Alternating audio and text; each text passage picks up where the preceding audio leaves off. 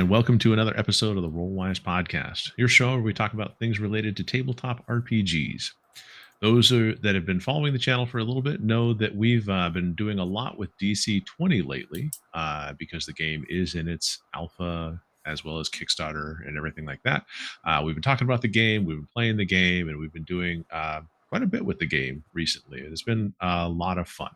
So we thought, based on a recent video that Alan, the dungeon coach, had put out, that we would actually kind of do a live reaction to his reworked new weapon mastery system, just because that's going to be something that is apparently a fairly large change that comes out with the beta, the 0.8 document, in the next week or so. So if you guys are interested in the Kickstarter, we definitely will include a link down to the Kickstarter in our notes. This is an affiliate link. We at least give you the ability to tell them that we sent you that direction. So if you want to use that, go ahead. Otherwise, obviously, the Dungeon Coach has a lot of great content, not only for DC20, which has been a primary focus of his recently, but a lot of great content for other games and stuff like that as well. So always go ahead, check them out, see what's out there, and all those things. So if you like this stuff, let us know. Otherwise, I think it's time to jump into it. Sure. First, sounds good. Reaction. So the first thing I'm going to point out is that we are going to skip just like a minute of the introduction and all that stuff that's related to the Kickstarter. And we've talked about the Kickstarter. He's talking about the Kickstarter. I think we'll leave that Kickstarter stuff to the page. So let's get this party started. And for you guys, just let me know. Throw up a hand, say, hey, pause it, Mike, or something like that. And we'll go ahead and pause and rewind and do all that stuff as necessary. Sound good? Yep. Sounds good. All right, here it goes. Let's go. Diving through the master document here, there's really three things to talk about here: weapon types, weapon styles, and weapon properties. The types are pretty simple: melee, ranged. And if you're wondering about throwing weapons, those are considered melee weapons, and they have a property for that. We'll get into it. And the defaults for these, all melee weapons are one-handed. They could be versatile, meaning you could use one or the other, or they could be two-handed, but the default is one-handed. And all ranged weapons are considered to be two-handed because you take two hands to fire a bow, two hands to fire a crossbow, you get the idea. But some properties might change that up. Let's keep going. Next up are weapon styles, and this is what Dungeons & Dragons did try and do their version of, and this is where things get a little bit different. Dungeons & Dragons just added a bunch of new weapon masteries that, pause here.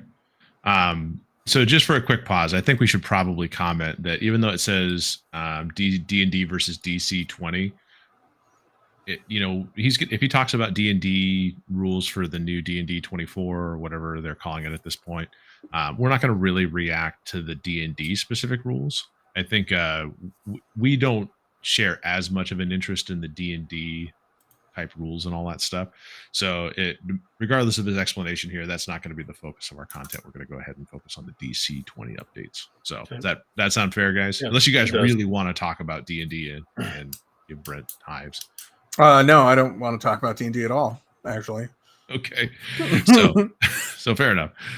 Okay. So let's go ahead and get back into this. I'm going to also go ahead and take us off stream, so people that are interested and maybe haven't seen this can go over and they can actually see what's on the screen. All right, so we are now vanished. So all right, here we go. Aren't very intuitive, and when you read the word, it doesn't really click exactly what it does. Some of them deal automatic damage, which I think is almost a Matt Colville's version of the game thing. Automatic damage just happens. Feels a little weird in D&D, but they have a whole bunch of these options, and it's kind of more so goes to how you're using the weapon, which in DC20 is represented by maneuvers. If you're not familiar with DC20, all marshals are able to take maneuvers, where you spend your action points. You have 4 action points in a turn. You can take an attack, but you can spend it in a maneuver to modify your attack in some way, trying to slow the enemy down, trying to knock them down, knock them back, all that stuff. D&D's new iteration is taking how you're using the weapon and weapon properties, and I feel like mixing them and blurring them together. So I'm not the biggest fan of that, but here is what DC20 is trying to do with weapon styles. You have a weapon style passive. This is the passive you get to use while using this weapon. This just is a +1 damage on a certain kind of thing. Easy to remember because every single one of these is just +1 damage under a certain condition. And the conditions kind of make sense for the thing that you're using it for. So axe, you deal +1 damage against bleeding. Bows deal more damage against targets that are slowed, which makes more sense because if a target is moving slower, they're easier to hit with the bow. The chained weapon style is better against targets that have a shield or behind cover because it can go around it. Crossbows deal additional damage against the last creature that you just attacked because you've honed in your sights. That makes sense for ranged weapons. As soon as I'm aiming towards a target and I've fired a shot at them, I'm now better able to make a second shot at them. You've honed in your sights, you're tracking it down, dialing it in. Fists are good against grappled, hammer's good against dazed or petrified targets, pick is for impaired targets, spear is unique. +1 damage if you've moved 2 spaces towards the target, charging in with a spear, lunging at him. Or if you're attacking a target on a mount, which is more situational, but you get the idea. Staff is good against hindered targets, sword is good against exposed targets. I think that was an iconic thing. Swords are the most general, most iconic weapons in all of fantasy games. So them being paired with exposed being in condition where a creature has advantage against them, they're exposed to attacks, so you get +1 damage. And whips might be my favorite, as you get +1 damage if you attack them farther than 1 space away from you with it right at the end of that maximum whip range. Okay, Zach, let's try that again and give me an actual whip sound effect. So now we have weapon styles. You don't have to memorize them all. It's just really the weapon that you're currently using. It pertains to a certain condition in that exact situation, and it gives you an opportunity to be able to change the style that you want to use your weapon in based on what you're fighting. Now, this is different from how it used to be in 0.7 and before. Weapons used to have an active maneuver that you could do with that weapon and a passive that that weapon could do. One, that is a lot to remember, each weapon having 2 things, so this does cut that down quite a bit. So now weapons only have that passive that pertains exactly towards that style. And those weapon maneuvers, yes, have been removed from the game, and I know that might upset some people because they were overpowered compared to normal maneuvers. What we saw through playtesting is a lot of people used the maneuvers and they thought all these maneuvers are cool, but then they realized that the weapon maneuvers were tuned to be a little bit better, on purpose, honestly. And then they just only used the weapon maneuvers and they never used any of the other maneuvers. So that's the bad news, but the good news is there's now more maneuvers for marshals to be able to choose and pick from. You now have bleed maneuvers, you have impair maneuvers, you have more maneuvers that you have access to for any weapon you want to use. Because it used to be you could only make a target bleed with an axe, but now you can make a target bleed with a spear if you want. That's the same idea philosophy I just talked about with Dungeons and Dragons, where they have tied them together and locked them into these styles. So I've taken my own advice here and separated those. So now bleed and impair and all these other maneuvers that used to be tied into specific weapon maneuvers are now access to all marshals. But the passives stay with your weapon. So next part, weapon property. Okay, I think probably before we go before the next part there. So what do you guys think about that change? I know that Brent played more of the martial character in this particular case, so like an example, that he had up there was that a style passive for the axe was that you deal +1 damage against creatures that are bloodied or bleeding. It's kind of an automatic conditional thing. But they had a maneuver where the maneuver was you deal +1 damage and the target makes a physical save against bleeding, 1 true damage at the start of the turn. So Brent, your opinion first, how do you feel like that change feels there? Do you like the decoupling where, you basically cause the bleeding through another martial maneuver or something like that down the road? And then just kind of have... I haven't used it very much, so I really don't have an opinion yet. It seems fine. Yeah. Yeah, it seems fine. I think there's a lot of maneuvers. Like it's kind of mind-boggling that there's more now. Well, there's actually less, right? He just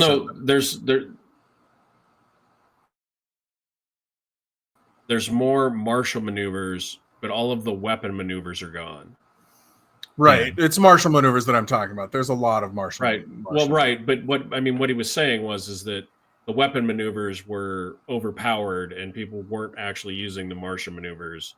They were all just using the weapon maneuvers because they were more powerful. Mm-hmm. I didn't necessarily feel that about the axe maneuver that I was using, but what I'm saying is there's a lot of maneuvers to pick from. Yeah. Like it's a little bit of brain overload sometimes, especially when like I think I almost have all of them already. Like I'm not going to use all of them ever. Yeah. Because you get you're going to pick like one, you're going to pick like 3 or 4 that you like, and those are the ones that you're going to lean on. Mm-hmm. Yeah, and I think that in terms of maneuvers and stuff like that, I mean, there are obviously they have categories. You have save maneuvers, grapple maneuvers, defense maneuvers, attack maneuvers, and stuff like that. And so I think it is interesting to kind of expand that a little bit. It will be curious to see how much access people have to those maneuvers and everything, because even as a fighter, really your maneuvers in terms of like how many maneuvers you had was that you had access to all attack and all weapon maneuvers plus additional maneuvers as shown on the chart, and you got 4 additional maneuvers. So I mean it would be that you lose maneuvers out of the gate and then have to take them up as part of that 4 maneuvers. That's curious. Maybe I'm not sure. I didn't play a martial character. So I didn't. Well, pay and much like, attention to this before. and we don't. I mean, and the only fight my characters had in playing so far was the first one. Mm-hmm. Oh, and the dogs, which the maneuvers felt good at the end, but I don't think I used the axe maneuver in that. No, I think the maneuver. The maneuvers maneuvers feel nice. The maneuvers feel nice. Yeah, I think I'm okay with turning those weapon ones into passive ones that are conditional. Mm-hmm. I mean, with the lowered hit points in the DC20 system, like somebody might look at this and go, "Oh, I get 1 damage against the opponent with this condition," but that 1 extra damage is quite a bit. Mm-hmm. In the way the system abstracts hit points. Yeah. So I still think the passives seem pretty good, but I would have to play a martial character to really understand that. But I can't fault them going, hey, in playtesting these seem overpowered and making adjustments. I think that's part of why you run an alpha and a beta and playtest. Yeah, it's interesting that it kind of came out that way, because I guess I didn't feel like the weapon maneuvers felt overpowered, but maybe they, maybe in additional play they might have. So, but I do like the idea of being able to trigger those conditions separate, like divorced from the weapon itself, because as he said, being able to cause someone to bleed with a spear makes as much sense as being able to cause someone to bleed with an axe, even though thematically I get the axe, I guess. But okay, so back to the next category. Let's see, weapon properties. Let's go. These are the things that make the weapons unique from each other, and each weapon essentially has 2 properties. And I'm going to give you a little hint, sneak peek right now of something to come at the end of the video is the custom weapon system. If you notice, I'm going to talk about these properties real quick. We'll go over them real fast. Basically, all the weapon properties have been balanced out, but we'll talk about that in the custom system after this. All these are also pretty straightforward. Ammo means it has some sort of projectile that you fire. Concealable gives you advantage on the first attack you make against a creature that didn't know you had a weapon. The new addition here and change is you can only gain this benefit against the creature once per combat. It's not like you throw a dagger out of nowhere and then you do it again and they didn't see it coming. A new property here into the beta is the guard property, gaining 1 physical defense while wielding this weapon. The heavy property is everybody's favorite. It deals +1 damage, and it's the strongest property in the game, and it's been balanced as such. Impact property still here. You deal +1 damage, but only if you beat the target's defense by 5, which is called a heavy hit, so you gain +1 damage on those heavy hits. Long range increases the range of ranged weapons. It's a lot hard to say, but it increases it from 15 spaces, which is a pretty long distance. If you count 15 spaces on a battle map, that's usually a pretty solid amount, but now it increases that to 30 spaces, so you're for sure going to hit them. Or maybe not hit them, but they'll at least be in range. Next up is multifaceted. Now, this one's really interesting. I haven't seen this one done in a game before, but basically, you know how there's some weapons, like a warhammer, where one side of the weapon is like this blunt object, and the other side is really pointy, like a pick. Zach, put that weapon up on the screen. But basically, multifaceted gives you 2 styles that you can choose and go back and forth between. So if a weapon has the multifaceted property, it would also say what 2 styles that is. So for this hypothetical weapon right here, it would have hammer and the pick style at once. You wouldn't gain the benefits of both of them with one single swing, but you could basically imagine yourself flipping it from one side, hitting with a hammer side, flipping it the very next attack, and hitting it with the pointy end. Moving on, then we have reach up next, where it just increases the melee range by 1 space. And then maybe my favorite property, I do love me some crossbows, but reload. Reload increases the weapon damage you deal by 1, but it costs an extra AP to fire in a free hand to reload the weapon. This is mainly used in crossbows, where a bow would deal 1 damage and a crossbow would deal 2 damage because it's 1 extra damage from having that reload property. This balances out and offsets the action economy cost of you having to spend an action point to reload that next bolt, but it packs that extra punch. The silent property is a new one where when you make a ranged attack while hidden, you retain the unheard property. No one can hear you when you shoot it. Now, if you pop out from behind cover and they see you, they still see you, but at least if you weren't seen and you make a shot, you're silent. Next 2 properties go hand in hand are toss and thrown. Toss gives a melee weapon a range of 5 spaces, and a thrown property, which requires the toss property if you're stacking it together, increases the range by another 5 spaces, giving you a 10 space thrown range. And once we get to the custom weapon section at the end, you're really going to see where this shines because you can actually choose when you make your own custom weapon, how far do I want it to, do I want it to be 5 spaces or I really want to spend both points and go 10 spaces? Now these next 2 properties, two-handed and unwieldy, they actually give you an extra point to use because this is technically a negative. This is some sort of penalty that you get whenever you have this property. Two-handed requires that you put both hands on the weapon, no longer having a free hand to wield it. And unwieldy makes the weapon a bit hard to use within 1 space of you, so you have disadvantage on attacks within 1 space of you. So yes, these 2 do come with a negative side effect, but they do give you 1 extra point when we get to the weapon system. Then lastly is versatile. The weapon can be wielded with 1 or 2 hands, but this time, whenever you wield the weapon with 2 hands, you gain a +2 bonus to hit. So at level 1, your plus to hit with an attack on a weapon is usually 4. So with 1 hand, it would be a +4 to hit. But with a versatile weapon, put that second hand on there, now it's a +6, giving you a better chance to hit and a better chance to possibly deal more damage if you get that heavier brutal hit. Timeout. I feel like it's been a long time since I've done a timeout. Anyway, this is a weapon rework. What I'm about to show you is the new table for weapons. And Okay, so to kind of just talk about this particular part of it, the weapon properties were interesting, and I was really, I liked the multifaceted weapon property in terms of just the thematic nature of it being represented in rule. I think that's very neat to be able to, on one swing hit with the hammer and then on another swing hit with a pick kind of side. And I think that that's actually cinematic in some ways because you can see a dwarf going into battle swinging that hammer wildly and not always trying to hit with the hammer end of his warhammer kind of thing, or her warhammer, whatever. What about you guys? Weapon properties? There's a lot of them.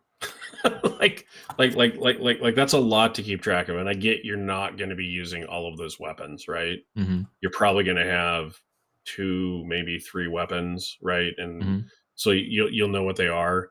It just, I feel it's adding some crunch. It's adding a lot of versatility. I like the one you talked about. I like, because those dual-sided weapons have kind of always existed, right? Mm-hmm. And I don't know that most systems treat them as anything other than one or the other. This one treats it, kind of as both situationally, depending on which one you say you're using. Yeah. So it makes sense, like thematically, it makes sense. It feels like it's another layer of things to keep track of for me a little bit. Yeah, it's a lot of bookkeeping. Yeah. And I have to say that I will say I do think in Advanced Dungeons and Dragons a Warhammer was both piercing and bludgeoning damage. Was it? Okay. I think so. Depending on which side you used. Mm-hmm. You could pick which damage type it was. That was one of the advantages of the weapon. Yeah. I don't remember for sure. Maybe that was just a house rule I made up, but no, it makes sense. I thought that's how it was. All right. But it's a house rule that makes sense thematically, right? Like if you see the images that he put up, codifying it makes sense. Yeah, no, it makes sense. I can see why the chain, why the addition is made. Gives you some bonuses for the weapons that you like, that you have mastery of. So I like it. And honestly, I think the other ones really made, like, I think the one thing that I've appreciated as we've gone through this journey and watching how the game evolves is it seems like there's a lot of thought into the mechanics from thematically how it would make sense, other than the multifaceted, just if it has a reload property, it does 1 more damage again, because like crossbows tended to hit harder in many ways, but it is a trade-off that you get to say, oh, well, I take this trade-off and I get, I'm putting it on the scale. I take more time, do more damage. I like the one where you stayed quiet, like if you were hidden already, like, you could use an unseen. The silent one, yeah. Yeah, I like that one. It's something that we've seen in movies and TVs and read about in book, right? Where the guy's hidden and, somebody drops, and nobody knows where the shot came from. That kind of stuff. It's true. It's true. Yeah, I do agree though with Brent though that I feel like this is one of those games that I think it has a lot of details for it. Not necessarily all of it being important. As a person running the game, like I don't need to know every weapon property if every weapon property doesn't make an appearance in the adventure. I just need to know the weapon properties of the NPCs that you encounter, or possible encounters that you have there, as well as your weapon properties. So, but it does. I mean, it is a long list, which in some ways is good, and some ways is bad. It's a balancing act, right? Yeah, it's a balancing act. I like that he's at least willing to explain. Like, here's the thought process. Here's what we learned in playtesting. Here's the stuff we've seen, right? So, I kind of want to see this table. All right. I don't say that very often, but I kind of want to see this table. Let's see the table. That might be the end of it, but let's go ahead and hit this timeout. Let's see what happens. Okay. A new custom system of how to build them and all that kind of stuff. But what you may notice is the weapon damage has, yes, been tuned down. And before all my martial friends out there freak out and they go home and they get all crazy, listen up. If you've played DC20 in any way, shape, or form, you know that martials deal a lot of damage, especially those two-handed, heavy-wielding. It's in 3 base damage for those weapons to be able to deal 3 damage, and they get heavy hits, and impact property brings it to 4, and a heavy hit would bring it to 5, and then, oh my gosh, they're starting to just absolutely chunk out damage. And if you compare that damage to cantrips, spellcasters have been operating definitely way too low. So we have 2 options here. We have martials, and we have spellcasters. Currently underperforming, currently definitely overperforming, even if you run the number. So the 2 options would be either nerf martials or we buff spellcasters. And here's the problem. If we buff spellcasters, now we start to get that creep, not power creep, but the numbers creep. The health would have to start to go up. The monster health has to start to go up, especially at level 1 and 2, whenever the damage should be at its lowest. And this is the beta, so I thought it was a perfect time to be able to take this discrepancy and bring the martials back to in line with where the current cantrips are. And cantrips in general deal 1 or 2 damage. That's it. There's not a cantrip in the game that deals 3 damage, much less also has impact property and all that stuff. So the weapons you're about to see are 1 damage less than they used to be, essentially. So now it's actually more simple, and this also lets us do the custom weapon system. So if you're hesitant about the weapons you just see, and you're like, oh man, I'm going to deal less damage now. Okay. But trust me, the health of the game is going to be in a much better spot, and far more balanced, and this opens up the ability for us to do this custom weapon system. Because now all weapons deal 1 damage unless they have the heavy property, which means they deal 2 damage, just like how cantrips deal 1 or 2 damage. And yes, there's absolutely a way to get a big, huge weapon that deals 2 damage and has the impact property. It's all there. But basically, it's just 1 less damage, which helps out the monsters, helps out the spellcasters, helps out the overall balance of the game. And if anybody has shown that they love their martials, it's me. I think DC20 does a great job of maneuvers, stamina, techniques, all that stuff. Martials are going to be solid. So anyway, let's show you some weapons. Here we go. Now I'm not. Okay, so before we get into that, thoughts? My first thought was fun because we've only done a handful of combats, right? In our DC20 playthroughs, we've done a lot more problem solving and puzzle solving, but anecdotally, at least, and Brent can chime in if I'm wrong. Anecdotally, at least, my spellcaster feels like I'm doing slightly more damage than Brent's martial is, or I've had more impact on the combats. I don't know.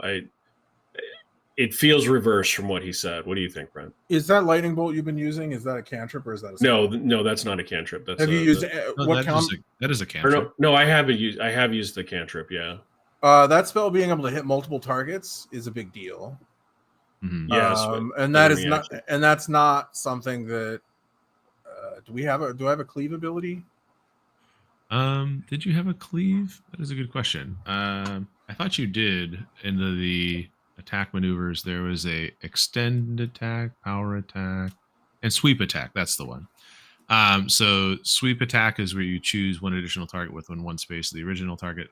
That's within your attack range. Make 1 attack check against all targets, and then the original target takes weapon. So I can kind of compensate for that, but the fact that you can reliably hit 3 targets makes the damage output a little bit more on that cantrip. Like that cantrip doesn't do 2 points of damage. That cantrip does potentially 6 points of damage, or however much, like whatever damage it does. Like so, I hope they took that into account, that if it hits more than one creature, it doesn't just do the it just doesn't do its base damage. But no, I think that's fine. Like we touched on earlier, the hit points are lower, so it is interesting, and I'll be curious to see how it plays. So I think that when we do update the characters to show like and reflect the beta, the beta rules and some of the changes that had gone into that, because the first question that comes to my mind is that like, well, why can't a two-handed person have big hits? Because we had it, you're a sword and board or an axe and board kind of character with your character, right, Brent? So we never really got a two-handed view to see how that stacked up by comparison. But I thought they're going to do more damage than my one-handed axe. But I guess the question becomes, and this is always a very heated debate about balance versus fun and all of those kind of things, because pursuing balance can lead to some design choices that actually make it harder to play the game, right? And so it's interesting that the choice to bring it down a point for the marshals allowed all these other weapon property and custom options to be unlocked. But I think that in terms of like the idea of it, I guess I would feel like that the mages, it just depends. And this is always that question. Well, who do you want to do the most damage in the game? Like straight up just choose a class, right? Do you want it to be like a rogue class does the most damage because they're circumstantially, when they get that strike in the back, that's supposed to be the best, the best attack in the game? Well, that's not the question. That's not the question he's trying to answer, though. No, it isn't. He's trying to make everybody comparable at first and second level at this point, because what he's trying to avoid is the problem that happens in D&D. Marshals are bad later because they don't scale as well as wizards, and wizards are bad early because they don't scale. They don't do what marshals, because they die real quick. So I mean, that's what he's balancing. Whether or not that continues, I don't know. But I mean, that's better in my opinion. It's a very specific type of game. If you have a person, like there's a promise that's made if you're playing a wizard with 4 hit points at first level, and he can't do anything. Like there's a promise that you're making that they're going to be at some point be powerful. Otherwise, you have to make them powerful early. Yeah. Okay. Because most wizards aren't going to get to higher levels to be. They're not going to ever get to that point where they're like, oh, I'm a badass. They're just going to suck for 4 levels and then die eventually and make a martial character. And then because the bonus hit points aren't a ton in this, so you're not seeing a huge swing in your characters. So right. So the idea is to make everybody kind of the same. I mean, not the same, but to level the playing field as far as damage output. Yeah. Early. I mean, this is the time to balance, right? While you're still playtesting and moving from alpha to beta. I think he's right. I think it's a good time to balance it. Yeah, and really, and before anybody like jumps in there and says, "Well, two-handed weapons need to be," I mean, it is 1 point of damage that you're effectively taking away, and I mean, that's the weird part about this is these are such narrow. It's like such a narrow number, like 1 and 3, like right. It doesn't. But I mean, we said we talked about last week, I only have 12 hit points as a tank. Yeah, it's true. Yeah, I've only got 6. So I mean, and see, a two-handed weapon probably still has the potential to kill Jeff's character outright, like to knock him down to 0. 1 hit. Yeah, probably. And depending on how it's wielded, depending on how heavy the hit is, because physical damage for a wizard type character isn't usually the highest. If they crit, if they roll 20, so I mean, it sounds reasonable to me. Yeah, it'll be interesting to see how it plays, because I'm always a little bit cautious when I start hearing like we're trying to balance everything and all that stuff, because I played too much World of Warcraft. Balance. I mean, true balance is impossible in any game. You're just trying to like level, not balance. Like you're trying to make it as level as possible. Yeah. All right. And in this case, really, what he's doing is just trying to make wizards not feel like they suck, until they don't. I mean. And what do we know about D&D? Like wizards may never get to that point, really. Like you might just play a hobo who die, a robed man who dies a lot. Really, is what your wizard could be at low level if you're not careful. And then the campaign ends to unforeseen circumstances. So you basically had this unheroic peasant that had a pouch of magical dust, and then you walked around going, poof. Who was really good at cleaning your clothes with whatever prestidigitation. Yeah. That's fair. Okay. All right. Continuing on, I'm gonna make us vanish. Here we go. Going to show you each one and talk about each and every one, talking about each property, what it does, all that kind of stuff. You can pause the video and see and kind of look at what's going on. If you just remember all the properties we just talked about, you could also go back and see those and kind of see what's the big picture here. So how this is organized is we first thought our one-handed weapons. These are just straight up one-handed, and then we got versatile, and then we got two-handed. So the first column you see here is the style. What kind of style is it? This is the axe category, fist category, hammer, pick, spear, sword, whip, all that stuff. And then this is the actual weapon. We got throwing stars, we got hand axes, we got brass knuckles. But a few examples here, you got your hand axe, nice little throwing hand axe. Its two properties are concealable, easy to hide enough to stash somewhere, pull out and throw it, right? Didn't see it coming. And toss, which is only 5 spaces. And those would be the exact same two properties, concealable toss. And then over here, the throwing dagger, concealable toss.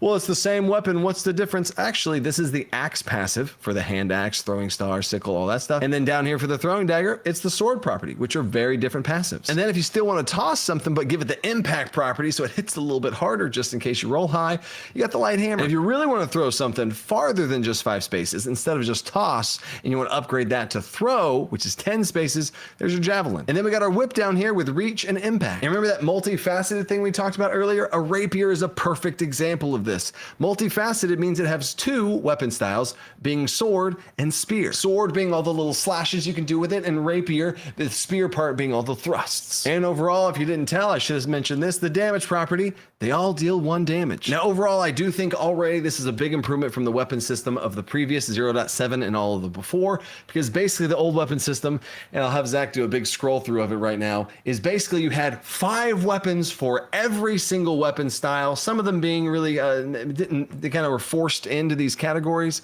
and there's just a bunch of weapons and some of them repeats and all that stuff. And what we saw in playtesting is pretty much all marshals just use the big old heavy hitting 2-handers, and that's it. Or you use the one-hander that dealt 2 damage, and that's it. Not a lot of cool choice there, not a lot of cool stuff going on. So then, moving on, versatile. Versatile weapons, we have the same type of thing. If you notice in the properties, it all says versatile. But then you get down here to something interesting going on with the bullwhip. It has a lot of properties. It has versatile and reach, just like this long spear has versatile and reach. Versatile meaning you can grab it with 2 hands for that extra +2, and reach increasing your space by 1. So the long spear's there, and the bullwhip is there, but the bullwhip takes it 1 step farther. It adds unwieldy. It's unwieldy. You have disadvantage on attacks within 1 space of you, but like I said before, that gives you that 1 extra point, 1 extra property to gain. So now you gain an impact property. Super cool, and we'll talk more about that in the customization system. But here's another cool example of this multifaceted thing. We have a morning star, a big ball with spikes on it, so the 2 styles you get is hammer or pick. Hammer for the big ball and pick for all the spikes. And the warhammer is literally the example I gave at the beginning. And as you see here, they all have versatile, some of them have guard. The long sword has versatile guard, but the bastard sword has versatile impact. Quarterstaff's in there giving you some guard, giving you some defense. Long spear's in there giving you some reach. Spear's in there for you to throw it a little bit. Let's go. Moving on to 2-handed now, we have the big ones, the big boys. Here we go. All of these properties have 2-handed, but what you'll notice is all of these other ones, every weapon you've seen so far only really has 2 properties. And if you're confused by the javelin property, it technically has toss and thrown because they're prerequisites of it. You'll see in a second, right? And then all of these only have 2. Oh, but you saw unwieldy gave it an extra budget to get more, right? Same thing with 2-handed. You'll notice that 2-handed has 3 because technically 2-handed isn't a bonus weapon property. It's technically a negative, which means you have to have 2 hands for it, which gives you that extra budget to have more properties. And the first one, we had to add this to the list, scythe. We had a big old 2-handed scythe, heavy, reach. We got great axe, halberd, war flail, all the stuff. And a really cool addition, and maybe my favorite weapon in the game, is a meteor hammer. I'm going to put on the screen camera. Zach, show him some meteor hammer footage of us just whipping it around. It's the freaking coolest weapon ever. The meteor hammer is 2-handed and unwieldy because it takes a little bit of wind up. It's a whole bit. It's a lot of stuff going on around you, right?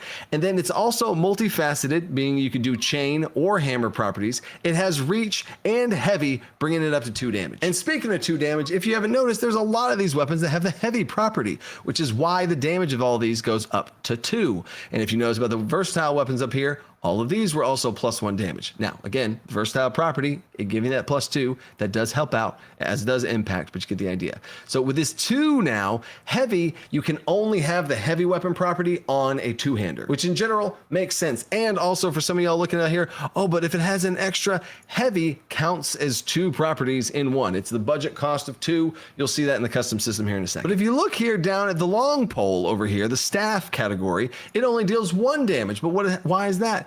2-handed, guard, increasing your defense, reach, increasing the range of your attacks, and impact. So it has more properties instead of it being condensed into just heavy and reach. It has guard and impact, which are each their own property valued at 1 point each, which is also why the heavy weapon property is worth 2 points. Flexibility there and keeps the system balanced. Now we can't leave out ranged weapons, and they're separated into 2 categories of bow and crossbow. Now the default thing you need to understand about ranged weapons is all of them by default have an ammo property. I mean some sort of ammunition that you're loading into them, bolts, arrows, whatever.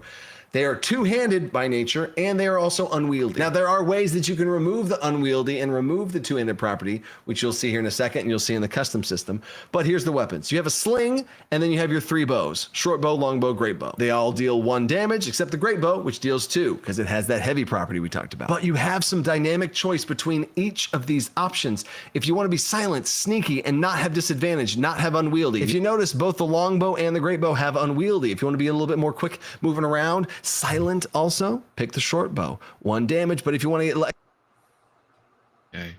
I'll probably just interject here for just a moment because it seems like it's all the weapons that you'll probably get in the beta and everything like that.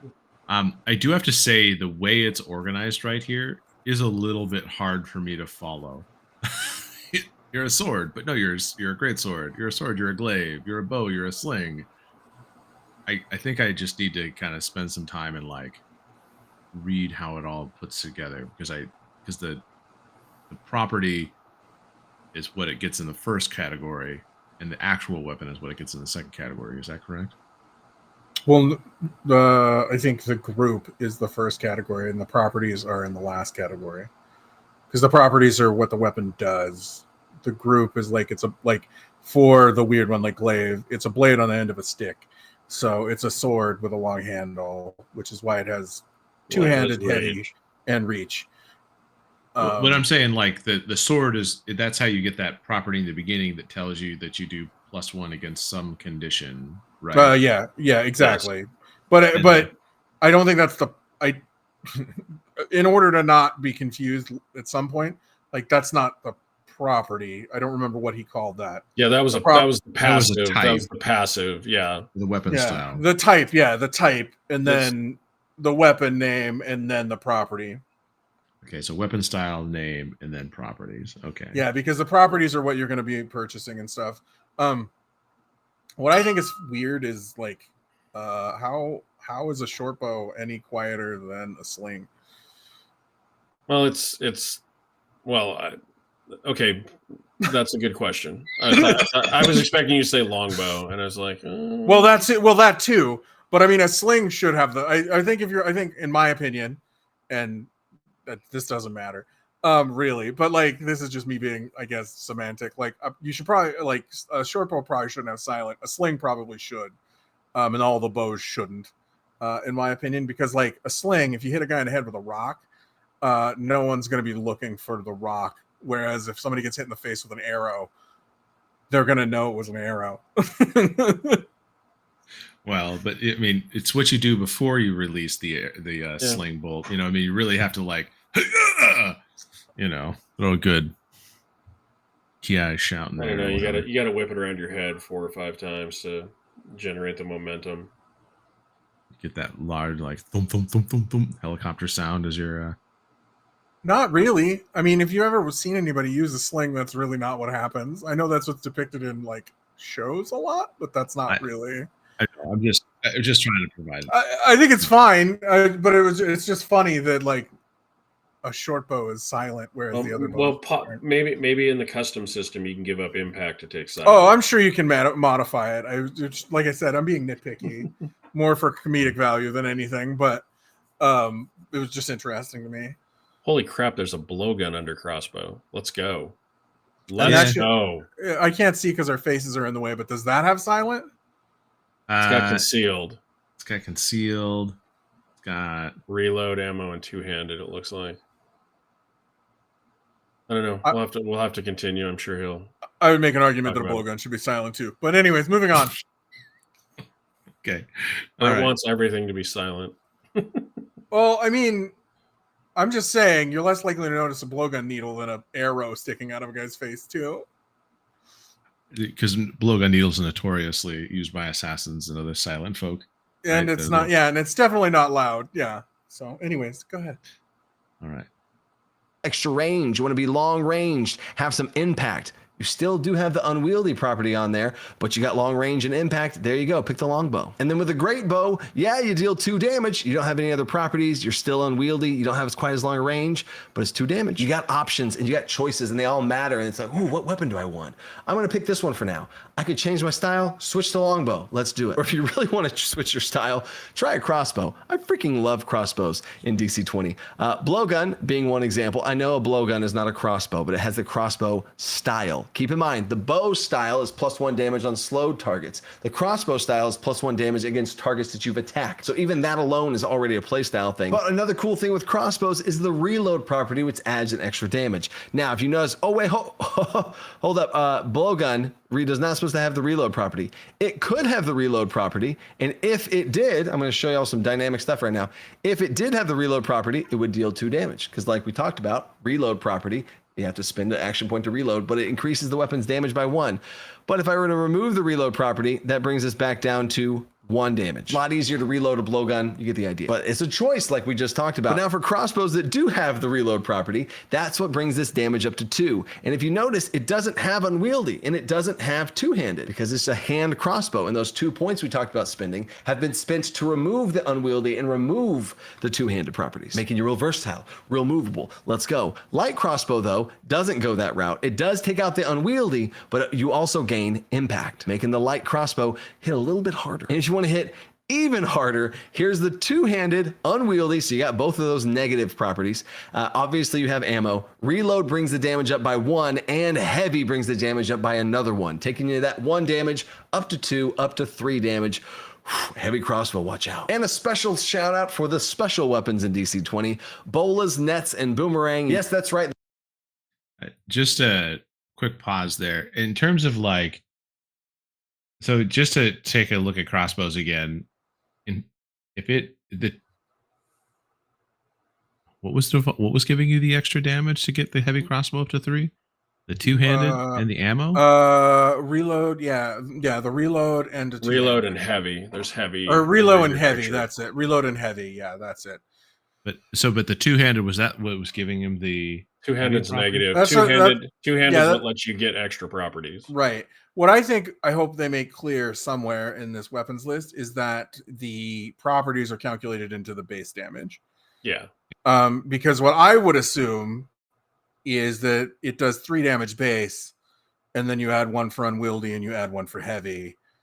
So hopefully that it's noted somewhere that any of these attributes are calculated into the base damage, because that's nice, but that's not how it's usually done. So that could be confusing. And just a side note, Brent, when he took away the silent blowgun, silentism.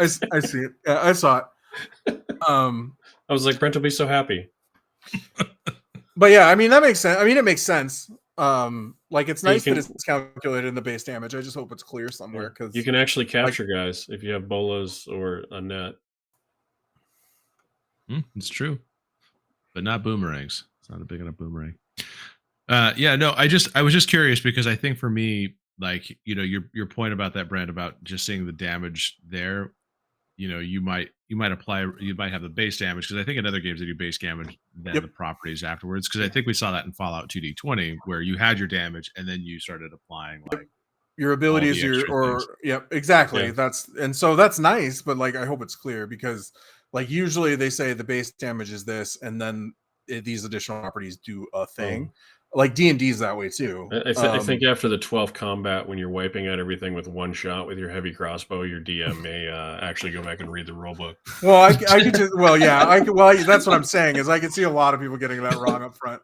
It'd be like I do 5 damage a shot. Yeah.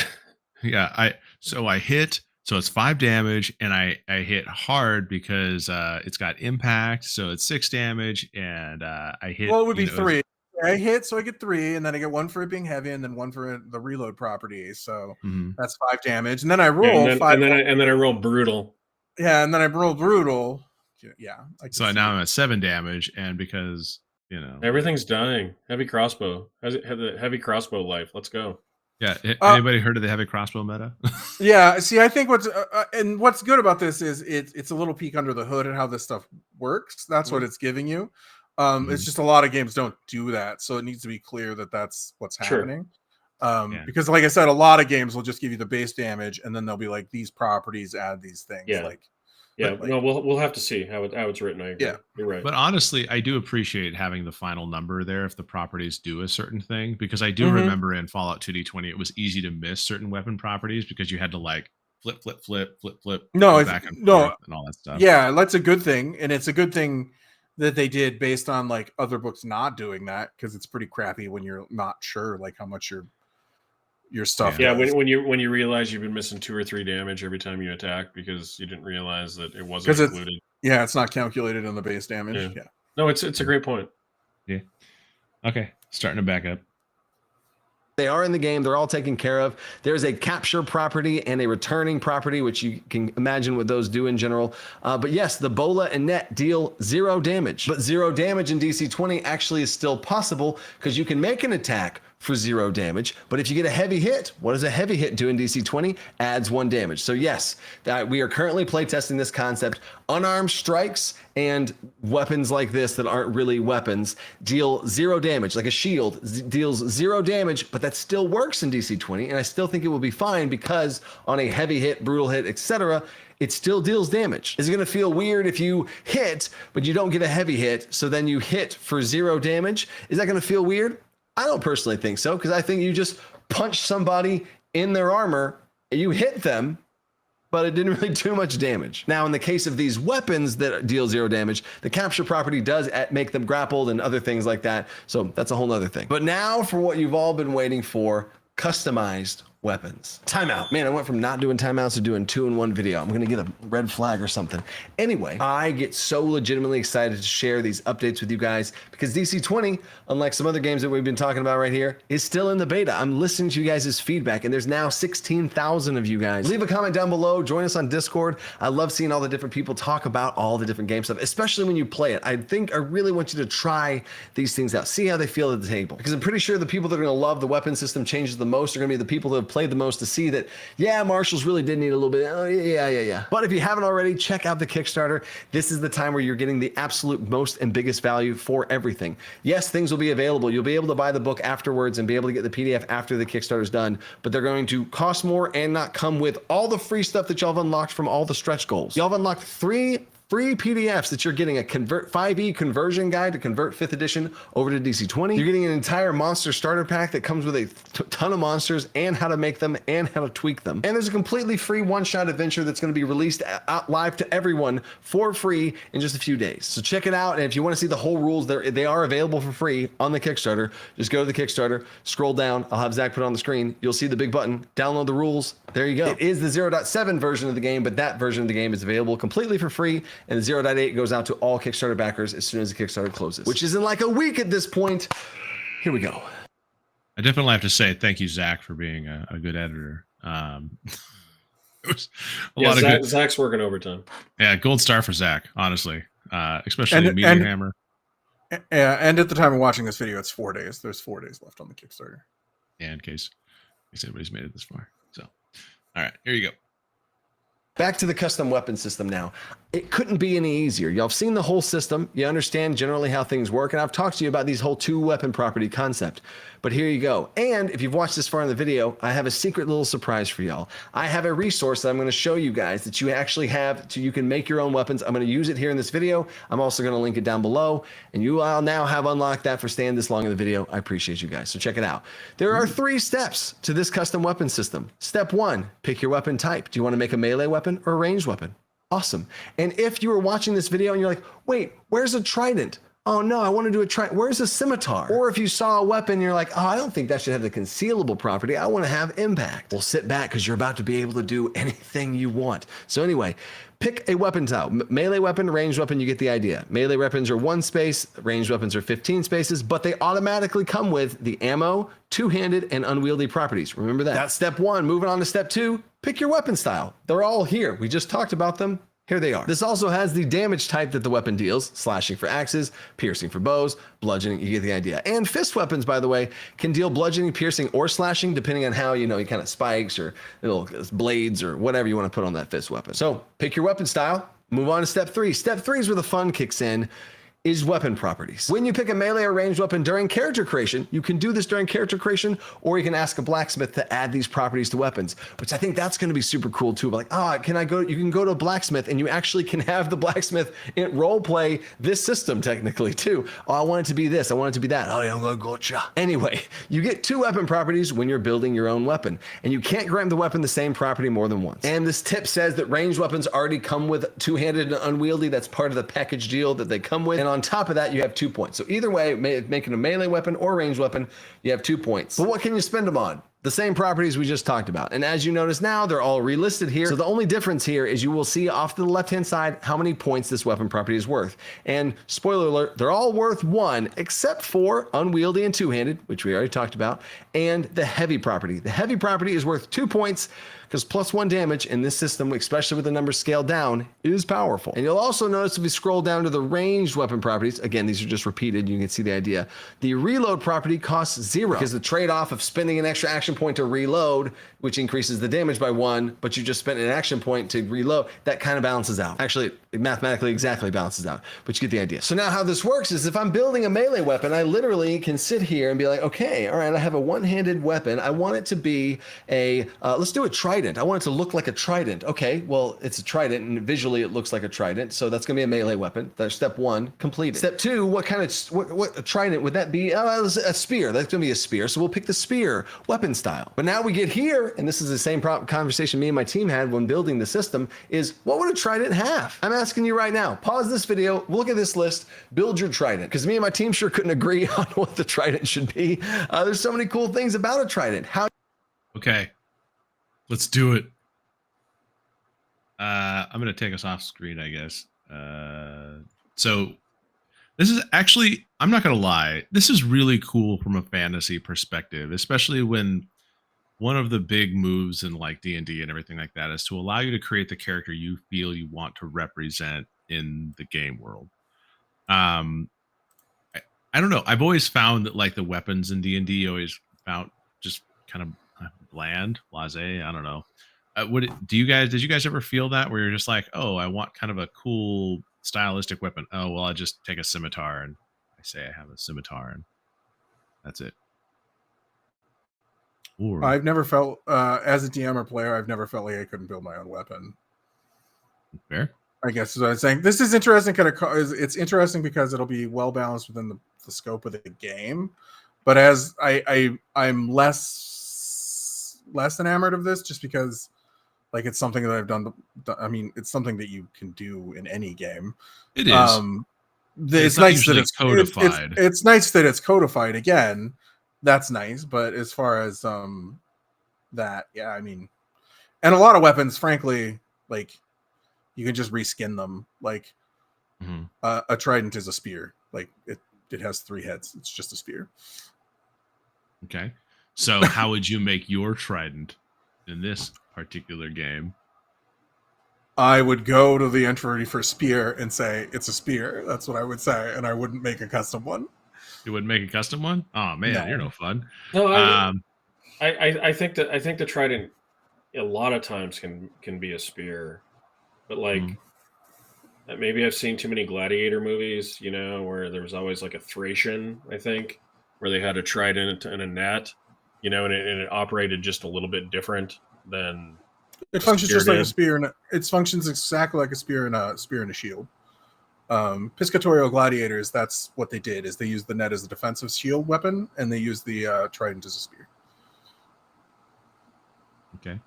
So what you're saying is that this trident should have concealable and silent. Yeah. Yes. And reload, so you could throw multiple ones. Yeah. So I don't remember what the spear had, because we've had a lot of information thrown at us. But you know, I would say it would definitely have reach. You probably would have unwieldy. Right, which I don't remember. Well, but you could. But if you take Brent's example, you know, as the net wielder with the spear, it's versatile. You probably have versatile, which I assume there's a short spear somewhere. But it probably is versatile because you could use it one-handed or two-handed. If the spear doesn't have that, then maybe I would make a custom one. I will relent a little. No. I like your opinion is 100% valid, but it's also just as valid to build it a little different. Yeah, I'm just saying if I looked at the list, because I don't remember either what spear is, and I would say none of us do. And I would say if it didn't have things that, like, if a spear doesn't have versatile, I would say it probably should have versatile. If it's a trident, definitely, but I think a spear base probably should too. But sure. But you would need to look at it. I'm just saying that, like, this is cool, but like a lot of weapons, I mean, really come down to does it smash things? Right. Does it poke things? Or does it slash things? No, and you could just, or do you use two hands or one hand? Like, right. Like once you make those decisions, you can usually just like pin it down to being like, oh, it's really just like a maul and a hammer are like a warhammer are fairly close. The only difference being like in this game, you can make one versatile and stuff like that. So I mean, like, there's things that you can do definitely, but a lot of weapons are just reskinnable. But I think you can definitely make your katana now, right?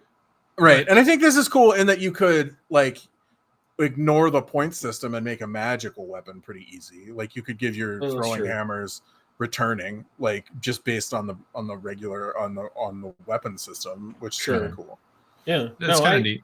Yeah, I mean, they're putting in work, and I appreciate they're putting in the work and the thought. No, yeah, no. Whether I'm going to use it or not is a whole nother story. And I do say that it is easier because if you do want to make a weapon, you actually know how they did it versus like in D&D, you're like basically guessing to some degree. Yeah. Well, no, that's true.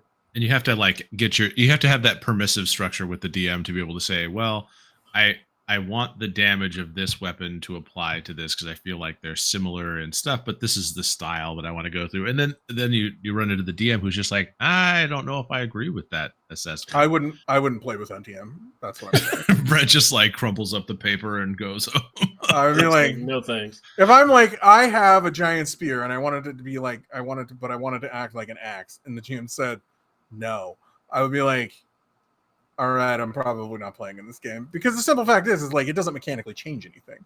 It's just reskin for. You mean we could use this system to make all of Gary Gygax's favorite pole arms? Yes, that's what this is for. I commend you. We can make all of the different pole arms now. We can bring back 75 different types of pole arms. We can make classic D&D pole arms. We can do the Lucerne, the Man Catcher.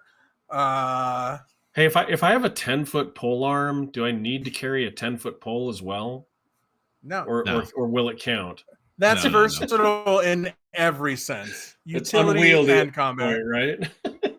But I honestly I do appreciate this, and I at least for me, I'm not familiar with another system that gets this granular with how you approach your character creation, and I think that that's something that people will find a benefit for, because they really get to tweak and they get to move the levers for every little piece of their character right out of the gate. This is one of those things that I have to remember is for new GMs, this would be great because they can do it by the numbers as opposed to like experienced GMs who are like, oh, I could probably figure it out. Yeah, I could probably pin down how to make your, I don't know, cloud butcher sword or whatever, your guts or sword or whatever. I could probably. I need a gut buster, Brent. I need a gut buster.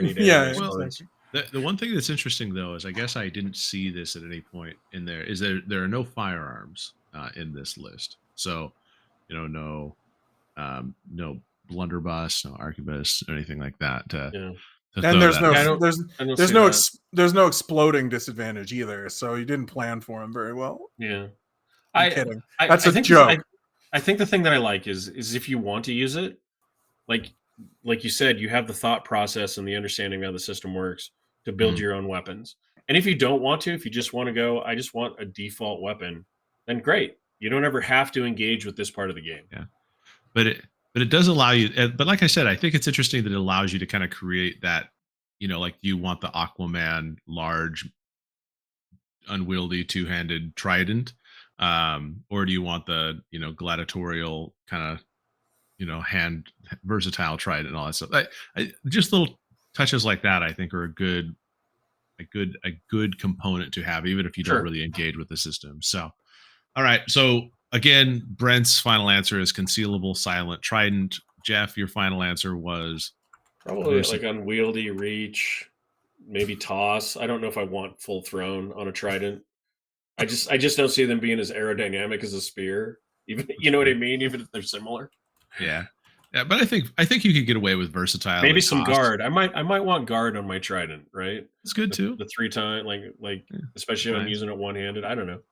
Yeah, no, it's good. So okay, well, we definitely know that the difference in our play styles here. So moving on.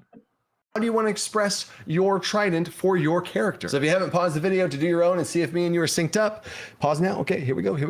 Okay, here my trident would be versatile guard. Gosh, shoot, or versatile toss. It's such a toss up because I see if someone throwing a trident. I just think that's so iconic. But at the same time, those little the prongs and stuff, you're gonna be able to catch a weapon between them and like block them easier. No, I'm gonna say versatile toss. I'm gonna lock that in. It's too iconic to throw a trident. I mean, come on. Or if you wanted to just deal more damage, you could pick versatile impact, or maybe take out the whole versatile aspect and maybe you want to wield a shield and a trident, and that's what your loadout for your character is going to be, so you don't even care about the versatile property. Cool, this is the perfect part, and maybe you're seeing how cool the system is don't do versatile. Build a trident with toss and guard. Oh my gosh, you are now the protector of the seas with a shield and a trident.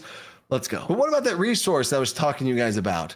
Here it is. Here is the DC20 custom weapon chart, available for free right now. It's in the very, very bottom of the description. Scroll all the way down. It's nice and buried for y'all down there for only the people that have gotten this far in the video. Thank you. I will continue to keep burying these little nuggets and stuff like this for you guys for who watch, all the videos and stuff. So here we go. Check it out. You can make your own weapon. This sheet was made. Shout out to Purius and the team kind of helped build this together. But Purius is a master at making these things. So you can make your own weapon. Let's go. As you can see, we have a melee weapons up top, range at the bottom, and it has all the properties. Each of these properties have different drop downs for every single weapon property in the game right there. You can pick it and it keeps going. This is your point total right here. You have 2 points available to you.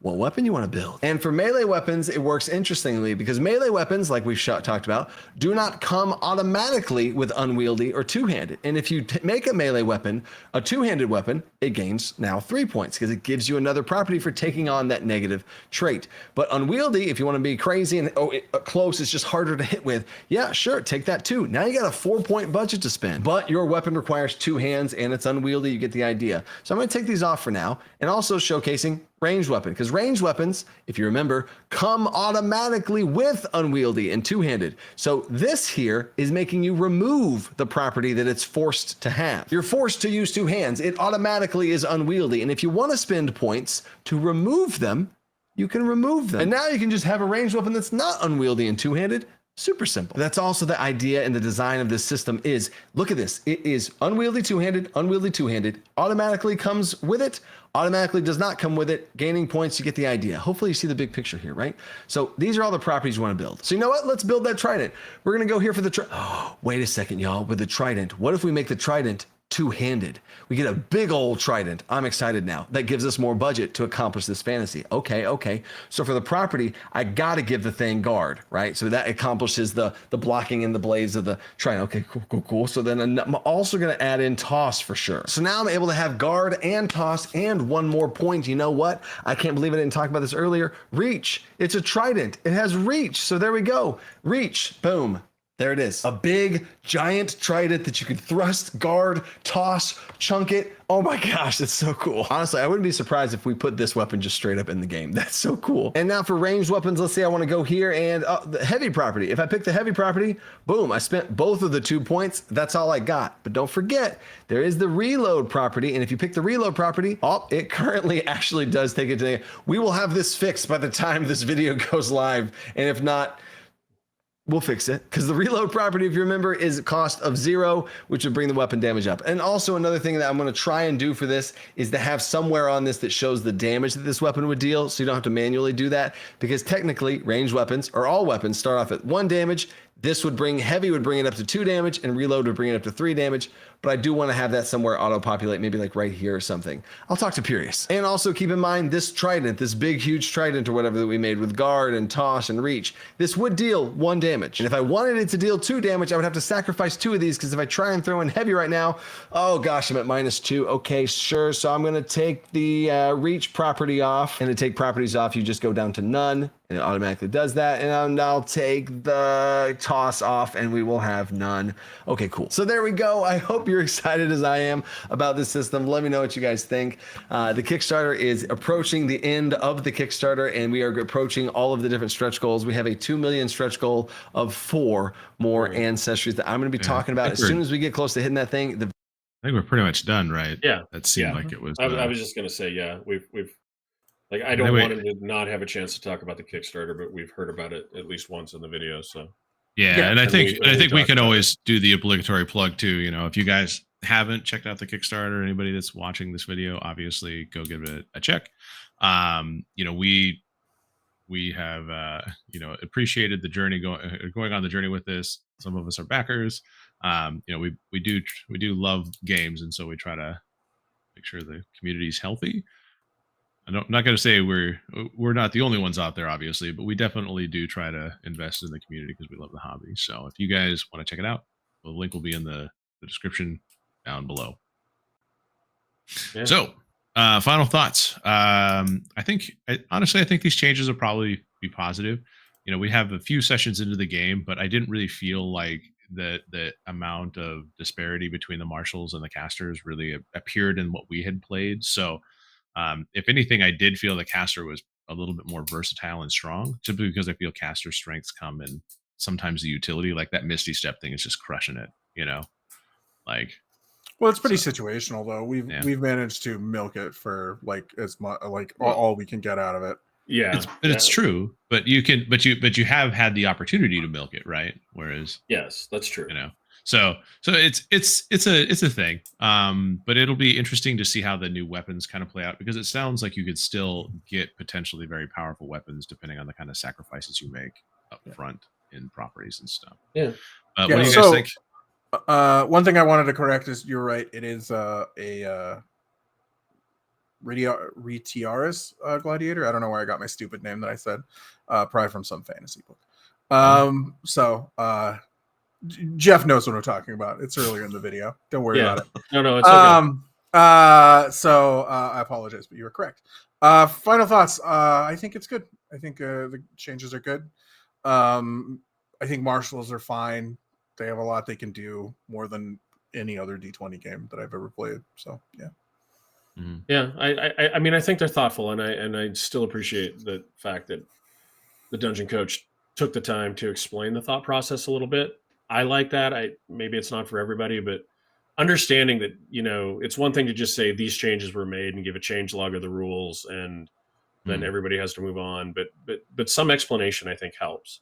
I think it helps, you know, get me on board, and at least from the logic, it makes me want to play it and see how the changes feel, and, you know, see how they are, and I'm kind of excited. Yeah, I have to say, honestly, it feels like recently, you know, especially this new generation of creators, you know, there's a lot of creators that are like pulling back the curtain and saying, okay, this is why I thought this would be good. Because we saw the same with Daggerheart. We saw, at least in the beginning, we saw some thought process behind MCDM stuff. And I know that they put out stuff on a regular basis too. I haven't had a chance to get up with all their videos, but, you know, like you see kind of those, you know, you literally get to see that, you know, how the sausage is made. I mean, really, that's just, you get to go see all the good, the bad, the ugly as it's going through the creative process. And it's fascinating, especially if you're in this space and it's part of your hobby, and but you don't have to pay attention to it to see how the product plays or does it, or you don't have to do it to see how the product is going to be. So you can just wait for that Christmas one day 17 months from now when the product just arrives at your house like Brent, and you're like, I forgot I purchased this. Yeah. So okay, well, I think that was our first live reaction. So obviously, if anybody's made it to this point in the video, please let us know if that's the kind of content you would like us to do more of. React, because I don't think we're just going to react to every little thing, but maybe major announcements or dissect certain types of things. I think it's kind of based on our mood, I guess. But we'll go from there. Let us know if you like it, like the video, comment the video, subscribe. Oh yeah, you could subscribe too if you really like how things are going. Click the bell, be reminded of all our content. Yeah, all that kind of stuff. 1 hour into the video, oh, if you haven't subscribed, yeah. If you made it through an hour, you want to subscribe. You'll get more of this. Yeah, join us on this journey as we try to expand our understanding of the hobby of tabletop RPGs and all that stuff. So, Jeff, where are we on the social media stuff? Yeah, you can find us on Facebook, Threads, or Twitter by searching @rolewise. You can also email us, rollwiseguys@gmail.com. And thank you for joining us on the journey. We appreciate having you. We hope you made it this far. We hope you do all the other things that the guys said. And as always, roll well, roll wise, and be safe out there, everybody. Thank you.